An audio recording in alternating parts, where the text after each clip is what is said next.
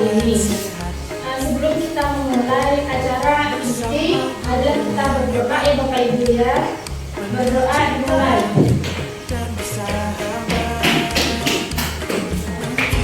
Selesai. Saya ucapkan sekali lagi terima kasih kepada Bapak Ibu hebat. Nah, kemarin sebelum kita mulai ke intinya, kemarin saya kan sudah melaksanakan kegiatan pelatihan kurang lebih 4 hari di Malang. Nah, dari hasil pelatihan tersebut, maka saya akan menyampaikan beberapa hasil dari pelatihan tersebut. Ada 7 jurus BK hebat yang perlu saya sampaikan kepada Bapak Guru hebat. Yang pertama di situ yaitu tentang kenali potensi. Yang kedua ada jurus kelola emosi. Yang ketiga tumbuhkan resiliensi. Yang keempat jaga konsistensi. Yang kelima yaitu jurus jalin koneksi. Dan keenam bangun kolaborasi. Dan yang terakhir yaitu tentang menata situasi. Nah, dari ke-7 jurus tersebut nantinya saya harapkan ya, ini bukan saya menggurui, akan tetapi kita berbagi pengalaman dan berbagi pengetahuan apa yang telah saya dapatkan dari pelatihan di Malang tersebut. Saya akan menjelaskan 2 jurus pada kali ini. Yang pertama yaitu jurus kenali potensi. Yang pertama itu tentang jurus kenali potensi. Nah, sebelum saya melaksanakan jurus ini, saya melakukan yang namanya net assessment. Kebetulan saya mengambil sampel di kelas 8. Jadi nanti saya harapkan Bapak Ibu guru hebat di sini dalam melaksanakan, sebelum kita melaksanakan kegiatan, biasanya kita membuat yang namanya RPR ya Bapak Ibu ya. Nah, sebelum membuat rencana pembelajaran, alangkah baiknya kita melakukan yang namanya net assessment. Yang pertama, anak-anak di kelas 8B itu saya suruh isi yang namanya tipe gaya belajar anak. Karena kenapa? Nanti dari gaya belajar tersebut kita bisa mengetahui kita akan melakukan gaya belajar seperti apa kepada anak. Nah, kebetulan di kelas 8B itu dari hasil yang mereka isi masuk ke tipe gaya belajar kinestetik di kelas 8B kemarin. Gaya belajar kan ada 3 tipe, ada yang visual, ada auditori, ada yang running kinestetik. Nah, 8B termasuk ke gaya belajar kinestetik ya Bapak Ibu, dan ini juga saya sudah melihat atau mengobservasi termasuk ke gaya belajar kinestetik. Nah, sebelum anak-anak tersebut mengisi ini, saya memakai link yang berupa link aktivitas. Karena kenapa? Karena di link tersebut, link aktivitas tersebut semuanya sudah teruji. Kelas 8B itu ya, sebagai pedomannya Bapak Ibu ya, nanti apabila Bapak Ibu mau mengajar di kelas 8B itu, gaya belajar anak itu anak 8B itu tidak mudah diam, mesti misalnya kemarin ibarat itu kalau diajarin ya rata-rata ya Bapak Ibu ya, karena mereka memiliki gaya belajar kinestetik.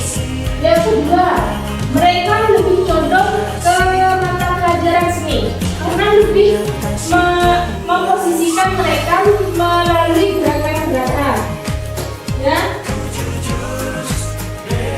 Paham di sini Bapak Ibu? Paham Bu.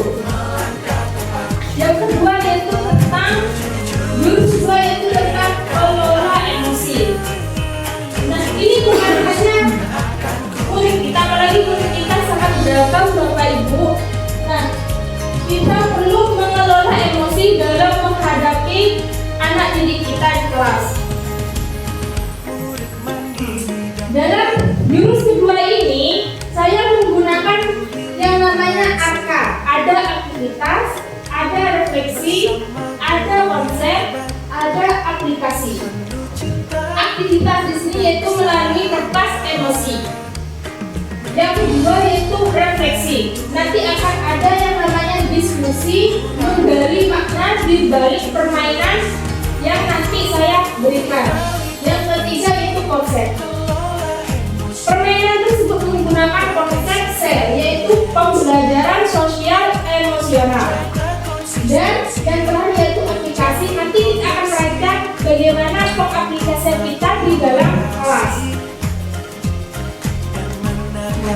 Di sini Bapak Ibu silahkan pegang kertas.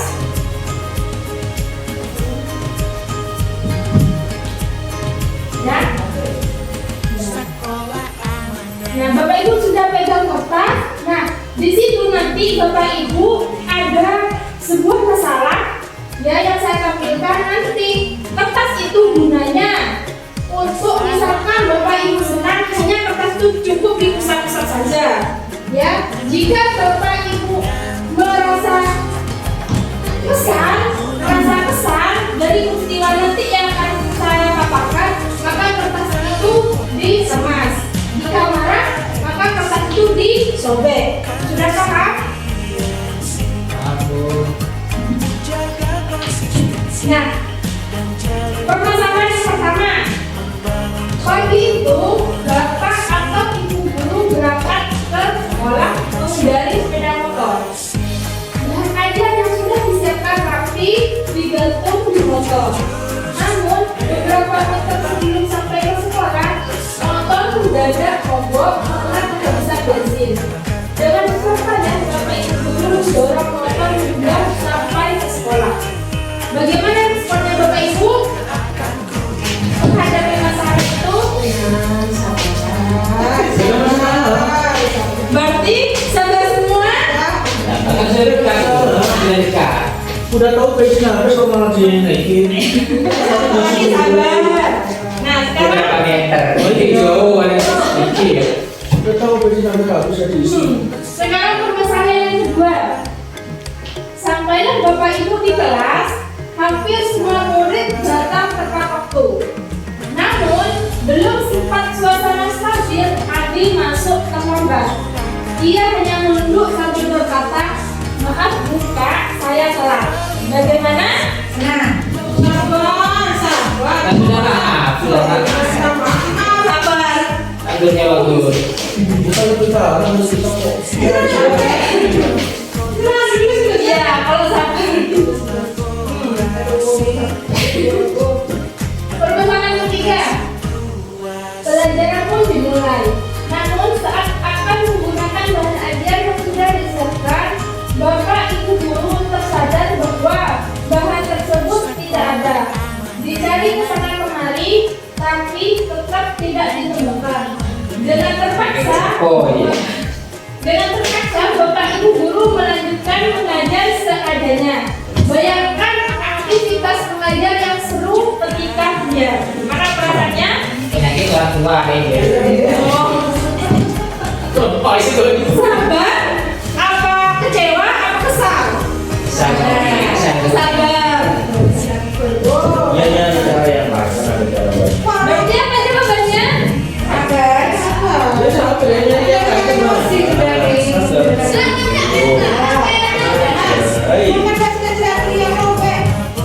Aku kerjanya bukan itu, bukan belajar. Ketika nanti mau masuk sekolah lah itu. Berarti sabar. Kau belajar enggak? Lanjut.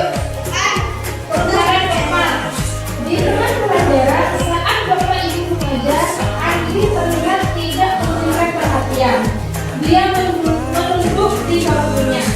Saat diketahui dan didekati, ternyata Andi sedang terlelap ketiduran. Benar seperti Bapak Ibu? Malah lebih bagus itu daripada rame ganggu temennya. Ini bagus itu. Berarti sabar. Lebih bagus ini tidur daripada dia di luar ayo. Di luar rame dalam tidur. Permasalahan kelima. Tak lama kemudian ada seorang bapak menutup pintu kelas. Bapak ibu membuka pintu dan menghampirinya. Bapak itu berkata, "Maaf, saya pamannya Andi. karena menunggu ayahnya sedang sakit. Meski kurang tidur, tapi Andi maksa selalu ingin sekolah karena tidak mau ketinggalan pelajaran. Sekarang saya izin menunjuk Andi karena ayahnya masuk ICU. Gimana sikap Bapak Ibu? Sabar. Saya izinkan. Sakit. Saya izinkan. Silakan Bapak. Saya izinkan. Sabar kamu juga sabar. Berarti sabar. Yang keenam, Paman Andi juga mengeluarkan sebuah bungkusan dari tasnya. Oh iya Bapak Guru, tadi di jalan saya menemukan bungkusan ini. Saya tidak cek isinya buku dan ada nama sekolah ini. Jadi saya bawa, saya tahu Ibu Guru bisa mengembalikan kepada pemiliknya. Bu Guru melihatnya dan ternyata itu adalah bahan ajaran yang tadi dia cari-cari. Andi dan pamannya mau dibuat pamitan, gimana perasaannya? Alhamdulillah. Itu tak marah-marah tadi. Oh iya. Aku boleh marah-marah Bu. Besar. Kan SOP Pak. Aku boleh marah-marah.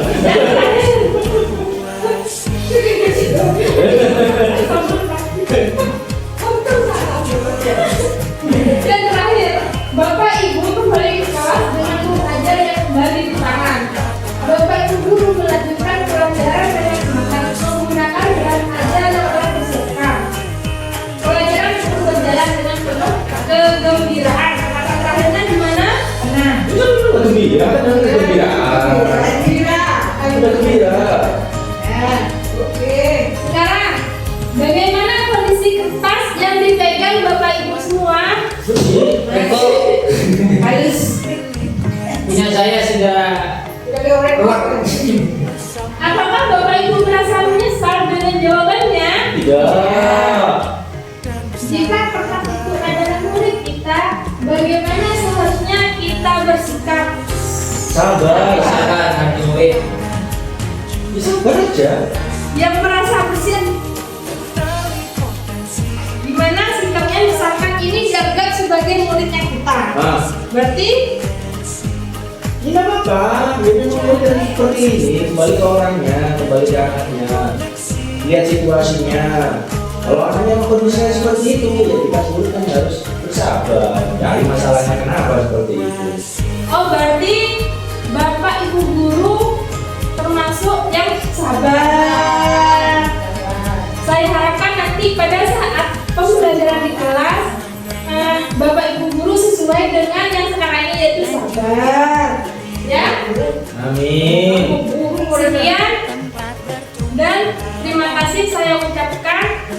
Semoga Bapak Ibu guru bisa menerapkan cara yang pertama tadi tentang kenali potensi dan yang kedua yaitu tentang kelola emosi. Baik, pada pertemuan kali ini untuk jurus ke-3 sampai ke-7 kita bahas pertemuan selanjutnya ya Bapak Ibu ya. Saya ucapkan terima kasih. Assalamualaikum warahmatullahi wabarakatuh.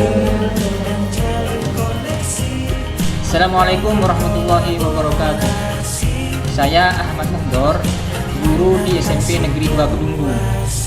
Setelah mengikuti pelatihan 7 jurus BK Hebat bersama Ibu Iltizamah, saya merasa mendapatkan banyak wawasan baru tentang peran guru dalam mendukung perkembangan peserta didik, bukan hanya dari sisi akademik, tapi juga dari sisi sosial dan emosional.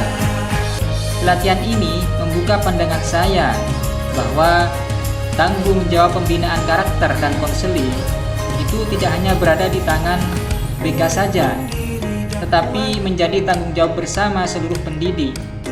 Dan melalui pelatihan ini, saya belajar berbagai strategi praktis dalam melakukan komunikasi yang efektif dengan peserta didik. Bagaimana memahami permasalahan mereka secara empati, serta memberikan bimbingan yang membangun tanpa menghakimi mereka.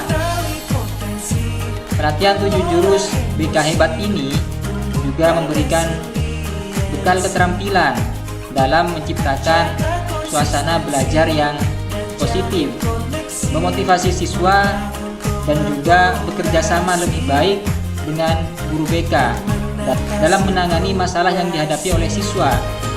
Jadi, secara keseluruhan, pelatihan ini sangat bermanfaat dan inspiratif. Saya merasa lebih percaya diri dan siap menerapkan jurus-jurus tersebut dalam kegiatan belajar mengajar sehari-hari agar proses pembelajaran menjadi lebih bermakna, manusiawi, dan berorientasi pada kebutuhan peserta didik. Baik, terima kasih. Assalamualaikum warahmatullahi wabarakatuh. Jujur, dari potensi